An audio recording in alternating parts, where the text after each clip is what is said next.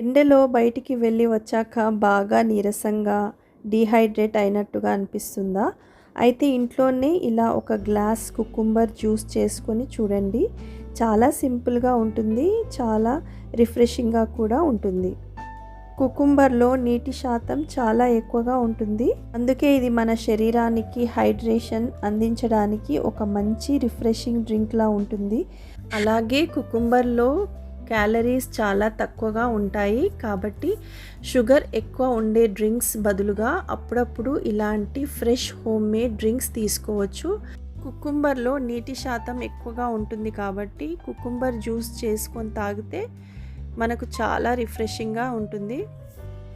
ఈ cucumber juice ముఖ్యంగా ఎండాకాలము మనం చేసుకొని తాగితే చల్లగా బాగుంటుంది. ఇక్కడ నేను ఒక పెద్ద కుకుంబర్ తీసుకొని మంచిగా కడుక్కొని దాన్ని పొట్టు తీసాను. పొట్టు తీసిన తర్వాత ఇలాగా మనము స్లైసెస్లా కట్ చేసుకోవాలి.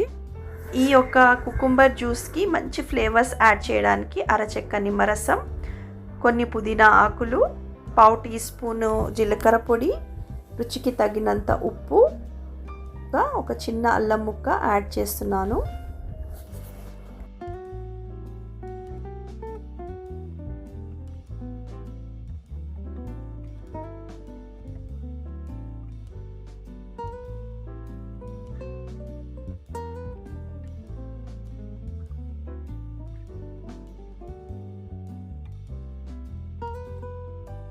ఈ కీర ముక్కలను కట్ చేసుకున్న తర్వాత ఒక బౌల్లోకి వేసుకొని మరి ఇప్పుడు ఒక గ్రైండర్ జార్ తీసుకొని ఆ గ్రైండర్ జార్లోకి ఈ కీర ముక్కలను వేసుకొని అందులోకి మంచిగా ఫ్రెష్గా ఉన్న పుదీనా ఆకులను మంచిగా ఒలిసి కడిగి ఫ్రెష్ ఆకులను ఇందులోకి యాడ్ చేస్తున్నాను.